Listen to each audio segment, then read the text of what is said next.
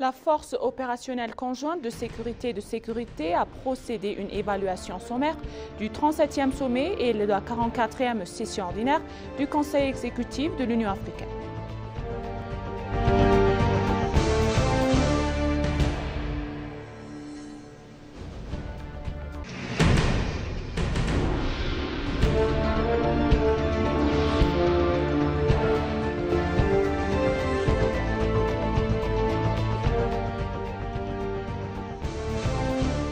La force opérationnelle conjointe de sécurité a procédé à une évaluation sommaire du 37e sommet et de la 44e session ordinaire du Conseil exécutif de l'Union africaine. La coopération bilatérale entre l'Éthiopie et le Maroc a montré des progrès surtout ces dernières années, selon l'ambassadrice Neza Louis Mamdi.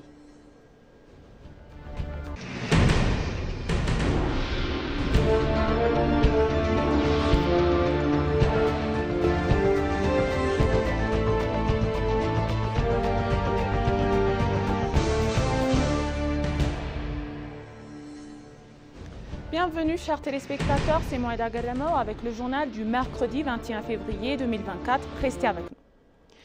La force opérationnelle conjointe de sécurité procédait à une évaluation sommaire du 37e sommet et de la 44e session ordinaire du Conseil exécutif de l'Union africaine. La commission de la commissaire fédérale éthiopienne, le général Demellash Gabre Mikael, a déclaré dans son évaluation finale que le 37e sommet de l'Union africaine, la 44e réunion ordinaire du Conseil exécutif et de la 28e conférence des Premières Dames se sont terminées de manière pacifique et réussie. Il a remercié le peuple éthiopien, en particulier les habitants d'Addis Abeba, car le principal fondement du succès obtenu est le peuple. Le directeur général adjoint du Service national de renseignement et de sécurité, le général Sisai Tola, a déclaré que la réussite du sommet de l'Union africaine était le résultat de la coopération des institutions de sécurité et de sécurité en outre. Le ministère des Affaires étrangères, l'ambassadrice Burtukana Yano, a déclaré « Nous pouvons plus accueillir plus de 8000 invités sans aucun problème de sécurité grâce aux services de sécurité assurés 24 heures sur 24 par les forces de sécurité. » Le commandant de la garde républicaine, le général Jamal Abdouro Kader, a déclaré que le succès du sommet de l'Union africaine était le résultat de la collaboration des agences de sécurité et de sûreté avec les parties prenantes du début à la fin.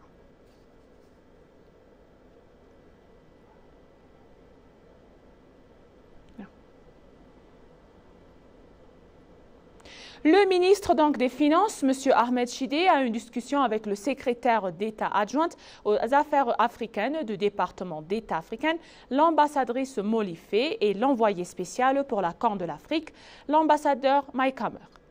Le ministre a expliqué à la délégation américaine la situation économique de l'Éthiopie et les réformes macroéconomiques en cours qui sont importantes pour le développement et l'emploi.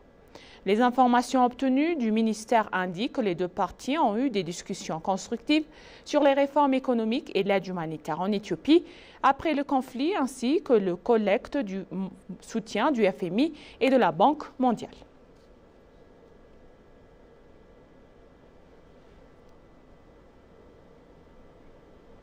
Dans un entretien exclusif avec l'agence des nouvelles éthiopiennes, le président des Comores et président sortant de l'Union africaine a souligné la nécessité d'unité d'action et d'engagement renouvelés pour relever les défis auxquels l'Afrique est confrontée. Il a dévoilé que les fréquents coups d'État et les conflits armés ont empêché le continent d'aller en avant, citant comme exemple la crise au Soudan, en Afrique de l'Ouest, au Sahel et en République démocratique du Congo.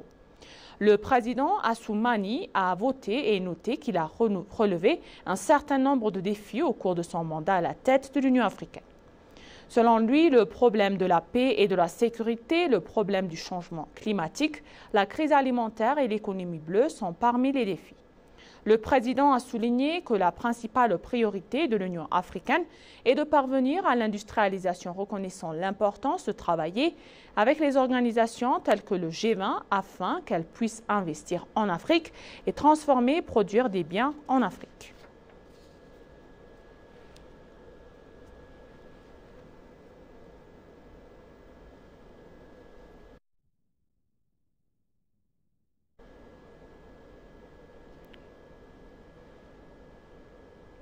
Le ministre de l'Agriculture, Girma Amanté, s'est entretenu avec le sous-secrétaire général des Nations Unies et directeur général de groupe African Risk Capacity, Ibrahima Cheikh Diong.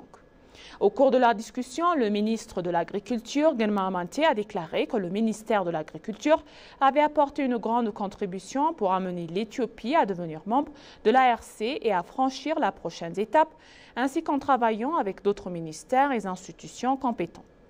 Girma a ajouté que le ministère de l'Agriculture et les institutions affiliées sont impatients de travailler avec l'ARC pour créer des capacités en termes de création de résilience dans notre système alimentaire agricole.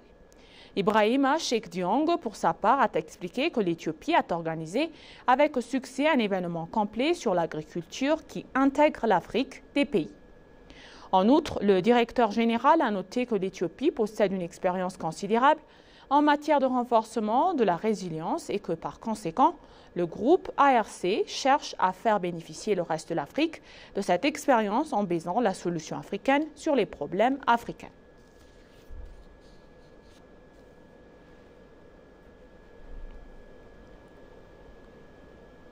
La coopération bilatérale entre l'Éthiopie et le Maroc a montré des progrès, surtout ces dernières années, selon l'ambassadrice Naza Alaoui Mamdi. L'ambassadrice du Maroc en Éthiopie, Naza Alaoui Mamdi, a dévoilé que les accords signés pour renforcer les relations entre les deux pays en 2016 faisaient partie des moteurs du renforcement des relations bilatérales entre les deux pays. Selon elle, le ministre marocain des Affaires étrangères, Nasser Bourita, s'est récemment entretenu avec son homologue éthiopien, M. Taïas Gatsedlassé, sur les moyens de renforcer les questions bilatérales en marge du 37e sommet de l'Union africaine. L'ambassadrice Mamdi a noté que les discussions et les accords ont contribué à renforcer le partenariat entre les pays, en plus d'élargir le champ de la coopération entre les institutions dans divers domaines, notamment le sport, la culture et l'industrie. L'ambassadeur a tout outre souligné que le Maroc souhaite accroître ses investissements dans le domaine de la production d'engrais et accroître ses activités dans divers domaines, notamment l'industrie manufacturière et l'agriculture.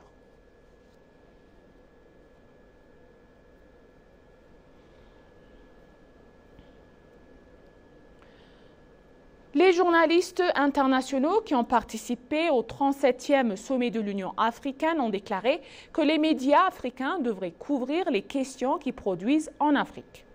Transmettre la vérité et l'équilibre des événements qui se déroulent sur le continent conformément aux principes de la profession.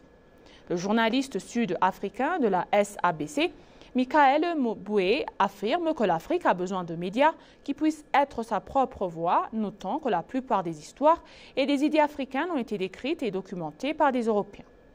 Il explique également que cela nous a fait perdre de nombreux problèmes en tant que continent parce qu'il a été façonné comme il le souhaite et le mérite. Les experts des médias de divers pays africains ainsi que du Japon, de France et d'autres pays présents à la conférence ont partagé cette idée. Il a ajouté que le système de visa gratuit initié par l'ancien dirigeant libyen est actuellement mis en œuvre dans quelques pays africains, constitue une contribution significative permettant aux journalistes de travailler librement d'un endroit à l'autre.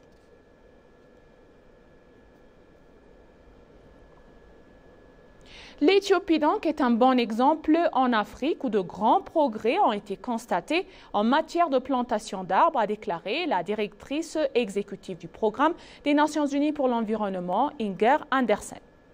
La directrice exécutive du PNUE, qui n'a pas participé à la 37e sommet de l'Union africaine, a noté à l'ENA que l'Éthiopie avait planté des milliards d'arbres qui fixeraient le sol et créerait davantage de nutriments comme une réponse cruciale et pragmatique pour atténuer la catastrophe climatique dans le pays et au-delà. Selon Andersen, ces types de programmes et de projets environnementaux sont bons non seulement pour l'économie locale mais aussi pour l'économie mondiale. Elle a en outre dévoilé que des crises majeures se produisaient en raison du changement climatique qui frappait particulièrement durement l'Afrique. Andersen a en outre révélé que les Nations Unies soutiennent l'Éthiopie ainsi que l'ensemble du continent avec des investissements assortis de changements climatiques intelligents. L'ONU est ferme sur l'impératif de la justice climatique et sur l'impératif du financement climatique, a affirmé la directrice exécutive.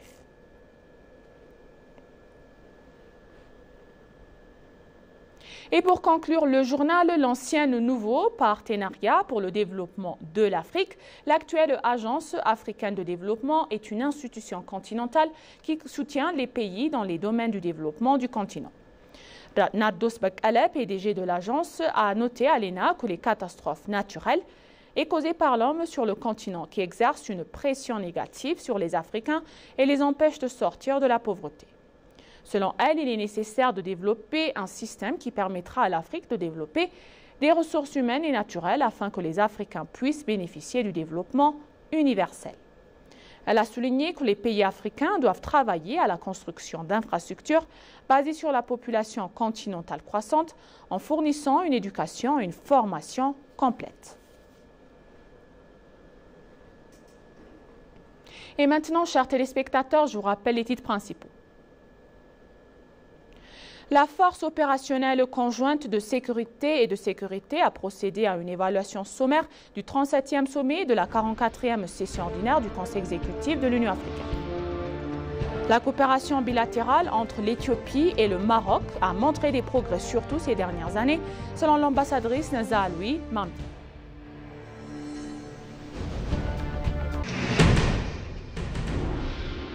Merci chers téléspectateurs, ainsi s'achève le journal pour aujourd'hui. C'était moi Aïda Garamo et je vous souhaite une bonne journée.